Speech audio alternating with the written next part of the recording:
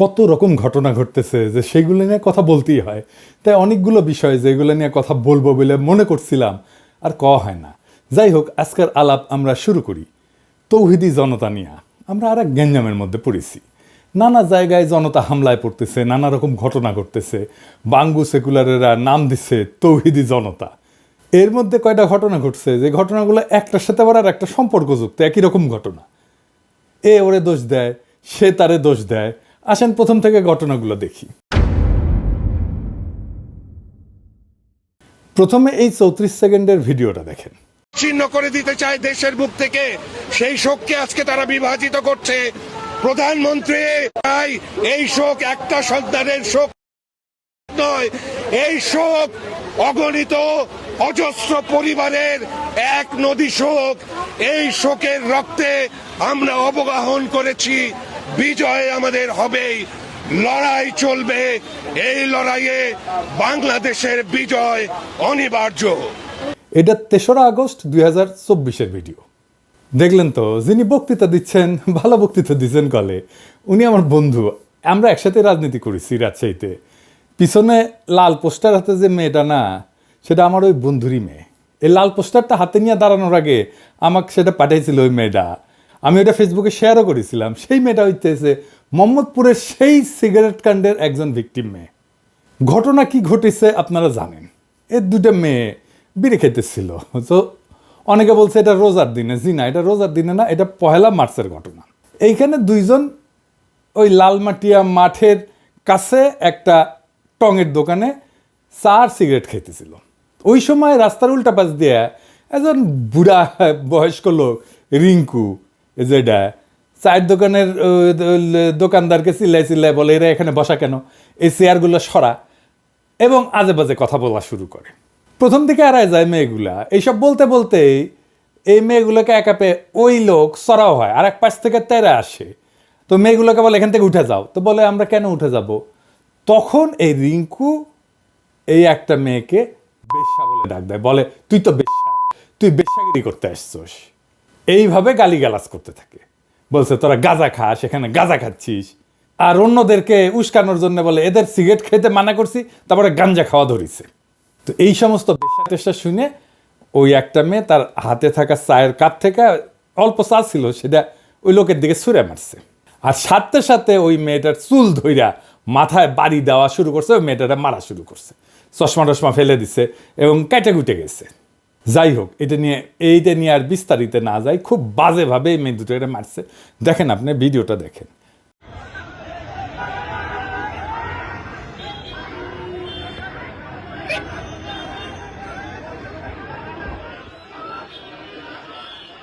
তারপরে মেয়েদের গার্জেন টার্জেন চলে আসে, কিন্তু এই গার্জেনদের সামনে এদেরকে মারা হয়, থানায় টানায় নিয়ে যাওয়া হয়। এবং থানার মধ্যে ঢুকিয়া আবার থ্রেট দেয় যে জেলের ভাত খাওয়াবে। 3-4 ঘন্টা থানার মধ্যে কিন্তু ওরা আটকা ছিল। এবং আপনারা দেখছেন ভিডিওতে মেয়েগুলোকে খুব জঘন্যভাবে পিটানো হয়েছে। শুরুটা করছে এই রিঙ্কু নামের লোকটা। রিঙ্কু কে? সে আগে জাহাঙ্গীর কবির নানকের লেসপেন্সার ছিল। এখন একটা দল করে, আর নাম কইলাম না আর কি সেই দলের। আচ্ছা ধরেন, মেয়ে দুইটা খুবই খারাপ কাজ করেছে, সিগারেট খেয়েছে। তো রিঙ্কু তো বুড়া বেডা, বাল পাইকা তো তালতলায় গেছে। ওই মেয়ে দুটা তো তার মেয়ের বয়সী। ধরলাম তার শাসন করার অধিকার আছে। শাসন কি বেশ্যা বলে করা যায়? আপনার মেয়েরে কেউ বেশ্যা বললে আপনি ছেড়ে দিবেন, মেনে নিতেন? আচ্ছা বলেন, আমাদের সমাজে তো আমরা নৈতিকতা শিখি কোথায়? বাসায় শিখি অবশ্যই। কিন্তু সমাজের মুরব্বী যারা আছেন, ধরেন মসজিদের ইমাম, মুয়াজ্জিন, মাদ্রাসার শিক্ষক, বা ধরেন পাশের বাড়ির চাচা, মামা, খালা, ফুপা, এরাই তো আমাদের শাসন করেন, তাই না? আমাদের দেখে রাখেন পাড়া মহল্লায়। ওনারাতে শাসন করে, কোনো দিন কখনো কাউকে বেশ্যা বইলা শাসন করছে? করে নাই। আপনি চিন্তা করেন, আপনি যদি সম্মানের মুরব্বী হন, তাহলে মসজিদে তো আপনারা দেখলেই সিগারেট লুকাবে। তারপরে যদি শাসন করতে হয়, তাহলে তো তার সিস্টেম আছে, তাই না?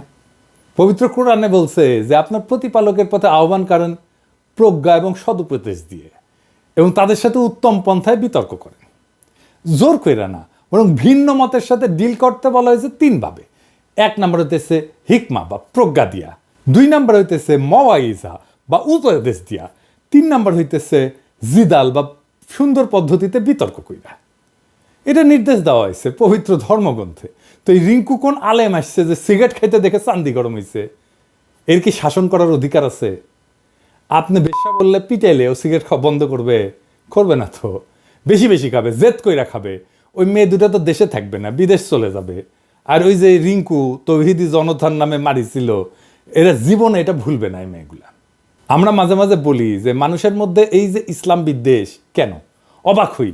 এমনকি মুসলমান সম্প্রদায়ের মধ্যে কেন এই ইসলাম বিদ্বেষ আছে না? অনেক মুসলমান সম্প্রদায়ের লোক আছে না যারা ইসলাম বিদ্বেষী।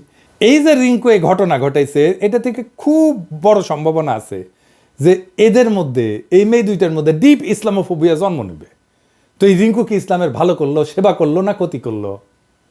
এবার আসেন ঢাকা বিশ্ববিদ্যালয়ের আর এক শাহবাগের অন্যাকাণ্ড নিয়ে কথা বলি। আগে শুনেন ওই যে ছেলেটা যে ওড়না ঠিক করতে বলছে, কি বলে বলছে সেটা ওর মুখ থেকেই শুনেন। মাই লাইফ মাই রুলস, আমার পোশাক যেমন পরবো এটা আমার ইচ্ছা। আমি আমার মানে ওনাটা এখানে ছিলাম, নামাই রাখেন আপু। আমি তো বলি না যে আপনার দুধটা কত বড়, আমরা তো এমন ভাবে কোনো গালিটা বলি নাই। সে কি বলতেছে তার মুখে শুনলেন তো? দুগ্ধ বিশেষজ্ঞ। তুমি বাবা লাইব্রেরিতে কি করিচ্ছ? মিল্কভিটা কোম্পানির যাও, উঠে কাজ করো, যাও। দুধ বিশেষজ্ঞ। ও নিজে ফেসবুকে কি ফলো করে দেখেন, কারে কারে ফলো করে দেখেছেন? রোজা রমজানের দিন দেখানো একটু মুশকিলই, কিন্তু তাও দেখেন। এডিটর সাহেব দেখাছেন, ওর পছন্দ দেখেছেন? রোজা রমজানের দিন ক্যাঙ্কা করে আর দেখাই কি শেয়ার করেছে দেখেন। হ্যালো গার্লস, তোমরা যদি প্রেম করো, পাবজি লাভার দেখে প্রেম করবে। বিকজ তারা একটা গার্লফ্রেন্ডে ঠিক মতো হ্যান্ডেল করতে পারে না, আর 2-3টা no way. So they are 100% safe. PUBG lover is best as a person. একজন নারীর সাথে কেমনে কথা বলতে হয় সেটাই শিখেনি, কেমনে শিখবে? ও তো এগুলা দেখে ভিডিও। আমি ধরলাম যে তার লঘু পাপে গুরুদণ্ড দিছে, ধরেই নিলাম। কিন্তু ফেসবুকে মায়াগো পাশার ছবি দেখা ভাইটা রাস্তায় এসে দুধ বিশেষজ্ঞ হয়েছে, কোন আক্কেলে মৌলানা বেনে দিলেন ভাই। আব্বাসী হুজুর আমার অত্যন্ত পছন্দের একজন আলেম। উনার মতো একজন আলেমের কাছে যে উনারে নিয়ে গেলেন, আপনারা আব্বাসী হুজুরের সম্মানের বিষয়টা দেখবেন না? উনার কাছে আপনারা যারে তারে তো নিয়ে যেতে পারেন না। এই যে মালটা যাটা করবে এখন বা করিছে, সব আব্বাসী হুজুরের গায়ে লাগবে তো। আর এই ছেলের তো বেসিক এডুকেশনের সমস্যা আছে রে ভাই। এরকম দামড়া বয়সে মাদ্রাসা এডুকেটেড একজন কি এইভাবে কথা বলে? দুধ এইভাবে কথা বলে? ফেসবুকে সানি লিওনকে ফলো করে আর ওই পাসাল্লা মায়াসের ছবি ফলো করে না তো। তো তাহলে কারে আপনি হিরো বানাইলেন? যাই হোক, সমাধানের কথা বলি। এই যে শাহবাগে জড়ো হইলে সবাই, সে জায়গায় ইন্টারভেনশন করতে হইতো মুরব্বীদের। এখানে কোনো মুরব্বী নাই। ধর্মীয় ইস্যুগুলোকে রাজনীতি দিয়া, সমাজ দিয়া, আইন দিয়া, সোশ্যাল মিডিয়ার জাজমেন্ট দিয়া ডিল করতে যায় না। এটা করা যায় না, আমরা করতেও চাই না। এগুলো ধর্মীয় নেতাদের হাতে ছাইড়া দিতে হবে।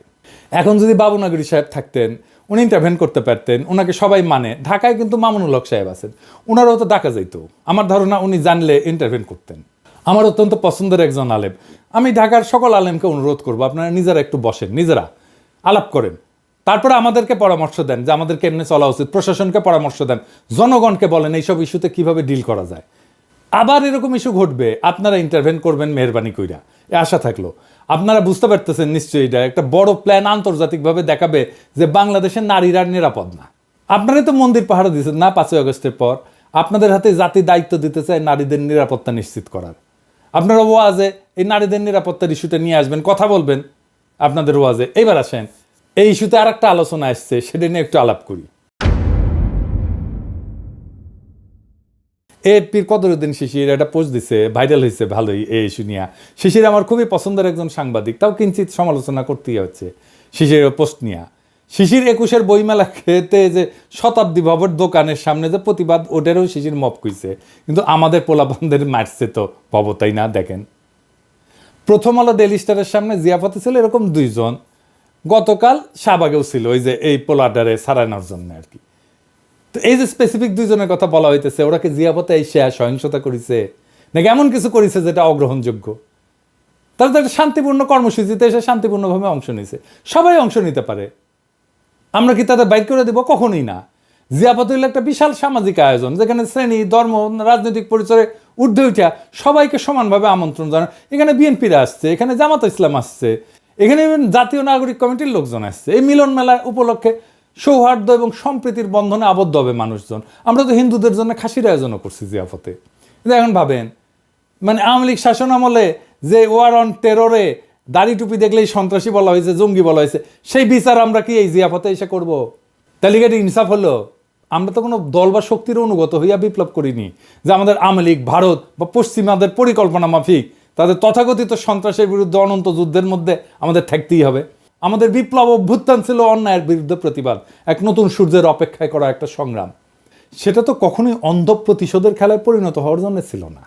গতকাল শাহবাগের সবচেয়ে খারাপ কাজ যেটা হয়েছে তা হইতেছে ওই ছেলেটাকে হিরো বানায় দেওয়া হয়েছে, পাগড়ি টাগড়ি পরায়, ফুলের মালা টালা দেওয়া, এটা খুবই খারাপ এক্সাম্পল হয়েছে।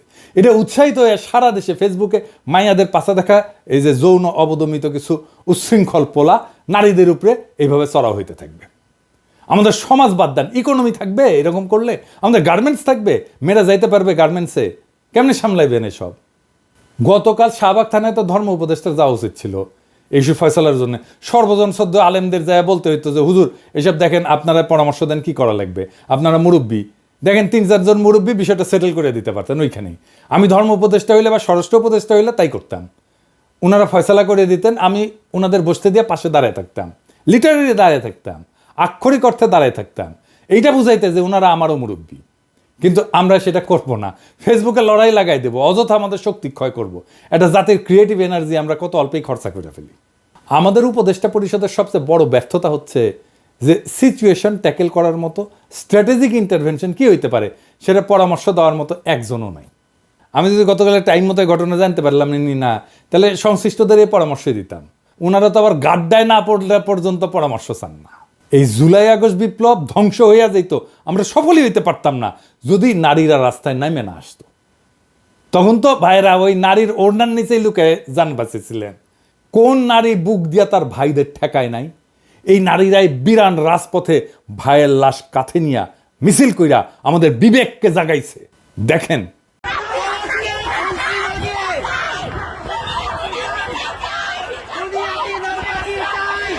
আজ সেই নারী রাস্তায় বাইরে হইতে ভয় পায়। আমরা 7 মাসে বদলাই গেছি, আমরা পরাজিত হয়ে গেছি নাকি? নারীরা যেই দেশে অনিরাপদ, নারীরা যেই দেশে রাস্তায় নিগ্রহের আশঙ্কায় পথ চলে, সেই দেশে হাসিনা না থাকলেই কি অর্জিত হয়েছে? ওটা তো আর এক পরাধীন বাংলাদেশ। আপনারা কেমন ভাইরে ভাই, আপনাদের বোনদের মেয়েদের রক্ষা করতে পারতেছেন না? আজ থেকে শপথ নেন, কোনোভাবেই নারীদের অনিরাপদ ভাবতে দেবেন না বাংলাদেশের পথে। বাংলাদেশ ধ্বংস হয়ে যাবে, হাসিনারে চট করে ঢুকতে হবে না, এমনি ধ্বংস হয়ে যাবে। এইসব চলতে থাকলে বাংলাদেশ শেষ। আওয়ামী পান্ডা রিঙ্কুরা যারা মসজিদে ঢুকা মুসল্লি পিটাইতো, তারা এখন ইসলামের সেবক সেজা নারীদের হেনস্থা করতেছে। আর সারা দুনিয়া দেখবে আমাদের দেশের লোকেরা ইসলামের নামে নারীদের নিগ্রহ করতেছে। মাত্র কয়েকটা লোকের জন্য বিপ্লব আর স্বাধীন বাংলাদেশের স্বপ্ন আমাদের ধ্বংস হয়ে যাবে। ওইটা হাসিনা চট করে ঢুকে যাওয়ার চাইতেও খারাপ হবে। আর একবার যদি ইন্ডিয়া চান্স পায় না বাংলাদেশে ঢুকা, তাহলে এইবার আর ভুল করবে না, হায়দ্রাবাদ বা কাশ্মীর বানায় দেবে, খায়া ফেলবে একেবারে। এটা মাথায় রেখেন।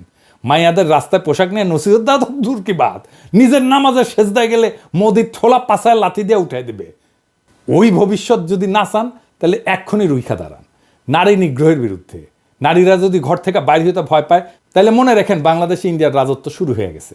তাহলে কারা বাংলাদেশে হাসিনার অসমাপ্ত কাজ সমাপ্ত কইরা দিতে চায় তাদের চিনে রাখবেন। এইবার আসেন জুলাইয়ের একটা গল্প বলি।